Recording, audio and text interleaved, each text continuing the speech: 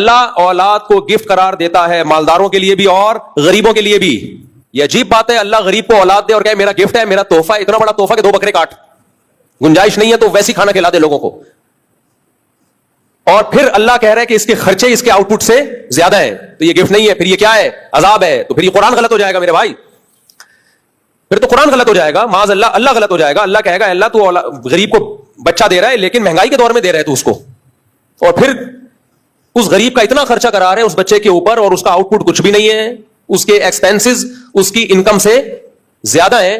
تو پھر یہ یا تو گفٹ نہیں ہے, یہ عذاب جان ہے, یا تیرا مطلب پھر کچھ اور ہے. تو اللہ کہے گا میرا مطلب کچھ اور نہیں ہے, میرا مطلب گفٹ کا گفٹ ہی ہوتا ہے, تحفے کا تحفہ ہی ہوتا ہے. لیکن اس کے ایکسپینسز جب عذاب جان بنتے, جب میں ایکسپینسز کا کی ذمہ داری لیے بغیر یہ گفٹ دیتا, میں یہ گاڑی اور بائک اس کو دے رہا ہوں, یہ کمپنی دے رہی ہے, اس کا سارا خرچہ کس کے ذمہ ہے, کمپنی کے ذمہ ہے. اس لیے اللہ نے کہا نحن نرزقکم وإیاہم, اولاد مت قتل کرو, نہ روکو, اس لیے کہ ہم بھی اس کو روزی دیں گے, اس کو بھی دیں گے اور تمہیں بھی دیں گے. سمجھ میں نہیں آ رہی بات؟ کسی لبرل سیکولر کی سمجھ میں نہ آئے تو سمجھ میں آتا ہے.